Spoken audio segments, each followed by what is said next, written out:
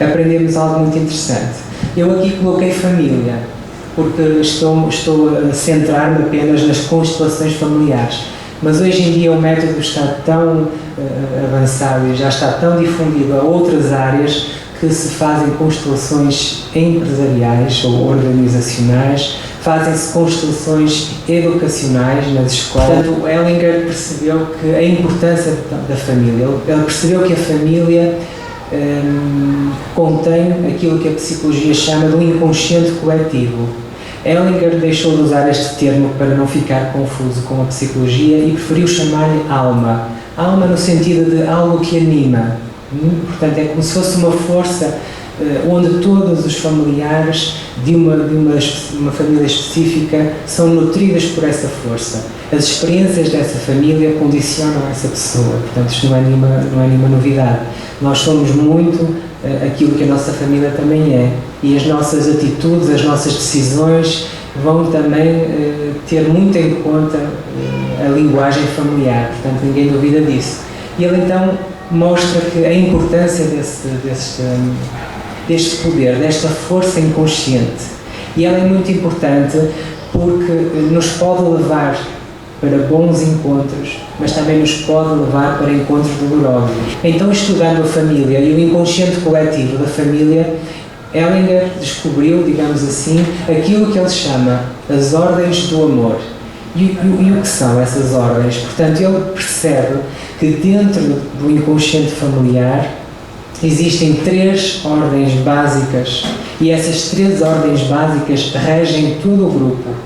E quando algum elemento da família não está, digamos, a respeitar essa regra, vai sofrer uma consequência. Eu estou a utilizar palavras como ser humano que sou, mas as minhas palavras não contêm qualquer julgamento. Ou seja, não existe uma entidade moral que vai dizer tu deves fazer isto ou deves fazer aquilo. Não, é o próprio grupo. É o inconsciente coletivo do próprio grupo que comanda nessa direção. Eu vou depois falar quais são essas 3 ordens que ele, portanto, descreve. Depois ele traz-nos um conceito interessantíssimo, que é, mas afinal, o que é a consciência leve, o que é a consciência pesada. Eu também vou falar daqui a nada. Altera totalmente, porque é como se nós funcionássemos em 2 níveis, no nível consciente e no nível inconsciente. E o nível inconsciente tem muita presença. Então aquilo que eu posso julgar que está certo, posso a nível do inconsciente não conseguir executar. Se eu fosse empurrado, digamos assim, para uma determinada esfera, porque o meu inconsciente considera que aquilo é que é certo. Então é um conceito um pouco complexo, mas eu vou aprofundar daqui nada um bocadinho mais. Mas é bastante revolucionária esta informação que nos traz. E depois há aqui este último ponto que é importantíssimo. Ele aponta como, portanto, que alguns destinos trágicos da família vão influenciar todo o grupo. Nós às vezes podemos pensar que sim, a minha mãe fala-me que havia um tio louco, que ninguém mais lembra dele, ou o meu avô teve 2 amantes, se calhar até teve filhos, mas nós nunca soubemos, mas isso não interessa nada. Portanto, estou-me a referir aqui a alguns episódios que estão dentro daquilo que Hellinger chama de destinos trágicos, porque no fundo, se o meu avô teve algumas amantes e teve filhos que não os tomou, digamos assim, em princípio há 2 ou 3 crianças que não têm pai. Portanto, então há aqui uma espécie de um destino trágico, ainda que não me envolva a mim diretamente, está a envolver seres humanos. E este grupo familiar, o tal inconsciente coletivo, vai trazer essa informação, ela vai trazer o peso para alguém. E é curioso que quando nós fazemos uma constelação para a pessoa que nos procura porque, enfim, eu agora vou usar uma expressão, porque não consegue engravidar, por exemplo, ou porque tem uma relação muito difícil com o filho, ou porque, enfim, tem problemas nos relacionamentos, na constelação aparece o avô, por exemplo, tremendamente triste, e nós perguntamos, aconteceu alguma coisa com o avô? E a pessoa diz, eu penso que ele teve uns casos com alguém, então vamos colocar essa pessoa, fazemos a representação dessa pessoa, e quando acolhemos essa pessoa, aparecem os filhos, por exemplo. Vamos experimentar se o seu avô teve algum filho, colocamos um representante, então todo o grupo se sente bem, de repente todo o grupo comunica ao facilitador que está aliviado, que se sente como se estivesse numa festa. Então nós sabemos, é bem possível que o seu avô tenha tido realmente aqui algum filho, e o inconsciente da família está a trazer esse peso para cima de si, neste caso. Então a solução é mesmo essa, é olhar. Ok, então a partir do momento em que a pessoa olha, volta a integrar, deixa de existir esse peso, e então é como se a própria alma familiar nos libertasse. Por isso é que é muito importante nós termos informação sobre os nossos antepassados. É muito curioso, eu às vezes entendo pessoas que só sabem, por exemplo, até o avô e a avó da parte da mãe. E eu pergunto, e da parte do pai? Não sei, ou porque morreram, ou porque se chatearam, e tem tios do lado do pai, também não sei. Portanto, é incrível.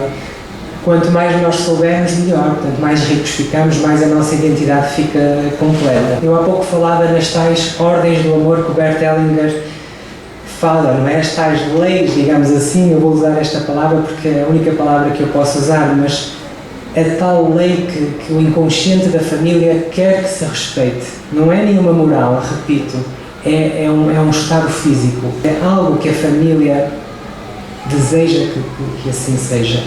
E o que é? É precisamente o que diz aqui, a necessidade de pertencer. Esta é a primeira lei, a primeira ordem. Toda a gente tem necessidade de pertencer. Cada elemento da família, quando faz parte de uma família, essa família fica a dever esse lugar, digamos assim, não é? Isto é fácil de perceber. Lembro-me de estar com alguém em que lhe pedi para fazer a árvore genealógica e ela escrevia assim, fazia um retângulo e punha eu, a minha irmã, o meu irmão, e depois fazia uma seta para cima, punha pai, mãe, e depois outra seta para o lado e punha avô e avó. E deste lado punha uma seta e em vez de pôr avô e avó punha pontos de interrogação. Pontos de interrogação, mais ali pontos de interrogação. E eu perguntei, porquê que tem pontos de interrogação? E ela disse, porque eu não conhecia o meu avô. E depois eu olhei para o lado da mãe e dizia assim, bisavó, e eu dizia, conheceu a sua bisavó, seu bisavô? Não conheci. Então porquê que não põe pontos de interrogação e outros colocam lá o nome? Portanto, é interessante isto, as pessoas existem. Reparem, a bisavó e o bisavô existiam para aquela pessoa, mas o avô e a avó não. Portanto, aqui é sinal que, em princípio, este avô e esta avó, se calhar estariam excluídos. Quando excluímos alguém da família, essa pessoa está a perder o lugar que tem direito. Porque nós, se estamos aqui todos, é porque alguém participou do nosso registro, da nossa existência. E quando nós contemplamos essa visão, entramos num alívio. E é muito comum nós iniciarmos uma constelação familiar onde a pessoa traz um problema grave ou traz um problema que se arrasta há muito tempo e nós percebemos quando os representantes estão a representar aquela família que eles estão à procura de alguém. É muito interessante. Ou estão a olhar todos na mesma direção. E nós às vezes perguntamos quem foi excluído, quem falta nesta família. E é surpreendente. Às vezes é um bebê que nasceu e morreu logo e a família deixou de falar. Outras vezes é um aborto. Engraçado como os abortos também causam uma presença na família e nós pedimos alguém para representar e toda a gente sente um alívio.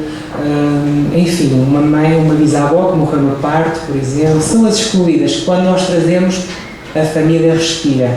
E muitas vezes nós que vamos fazer a nossa constelação, que temos um problema qualquer que não estamos a conseguir sair dele, estamos identificados com essa pessoa. Aqui é que está a tal ligação que o inconsciente familiar faz connosco. Por vezes até nos empurra para um destino trágico. Por vezes nós temos vontade de morrer. Há pessoas que quando fazemos este trabalho, dizem que toda a vida nunca conseguiram sentir a vida, sempre desejaram até partir. Eu estou aqui pelo meu filho, eu estou aqui por... enfim. E quando nós fazemos a constelação, nós percebemos, até nem precisamos dizer ao representante, tu representas o tal bebé que não nasceu. Não precisamos de dizer, colocamos a pessoa no campo e de imediato a outra pessoa vai ter com ela. E nós aí percebemos, tu estás muito identificada com a pessoa que morreu, tu estás muito identificada com a pessoa que está excluída. Por isso, o teu movimento é queres ir embora, queres ir atrás dela. Portanto, pertencer, digamos que é obrigatório, não há perdão.